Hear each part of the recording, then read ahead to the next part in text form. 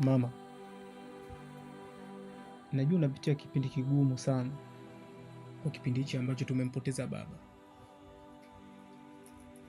lakini muda huu sio muda wa kulia, ni muda wa kumwombea baba. Huko aliko Mwenyezi Mungu amlaze mahali pema peponi. Na kama unavyojua baba ndo alikuwa mwangalizi wa wewe hapa, lakini mpaka sasa hivi hauna mwangalizi yoyote hapa ndani, na ni kitu ambacho mimi kinaniletea ugumu sana pale ambapo nimepata shughuli zangu za kwenda kutafuta riziki. Nawaza ni namna gani nitakuacha. Sasa kuna kitu kimoja ambacho mimi nimekiwaza, ama nimeshakifanyia maamuzi. Mama, mimi nimeamua kuposa. Nishafanya process zote za kuposa, ili mradi nioe ubaki na mtu hapa nyumbani, kwa sababu sio vizuri na ipendezi wewe kubaki mwenyewe hapa, na ukiangalia hali yako hiyo hauoni lolote linaweza likakutokea.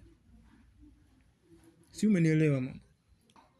Sawa mwanangu, mimi nimekuelewa.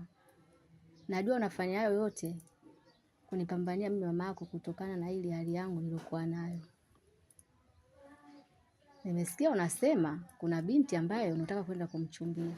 Ni binti gani huyo? Binti mwenyewe ambaye nimeamua kumuoa ni Zaituni, binti ya Mdara Mbegu wa pale bondeni.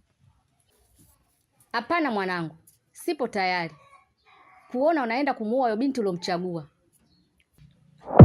Sasa kwa nini mama?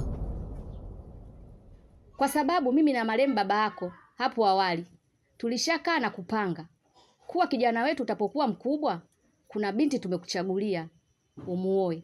Binti huyo mapenzi gani yangu Nyamtambo Selemani Mbaga. Mana roho yangu inaniuma. Nilompenda mama mtaki tena, alompenda mama mtaki mimi. Kila siku michepuko kwa simu na mingine kaisevu kipolo.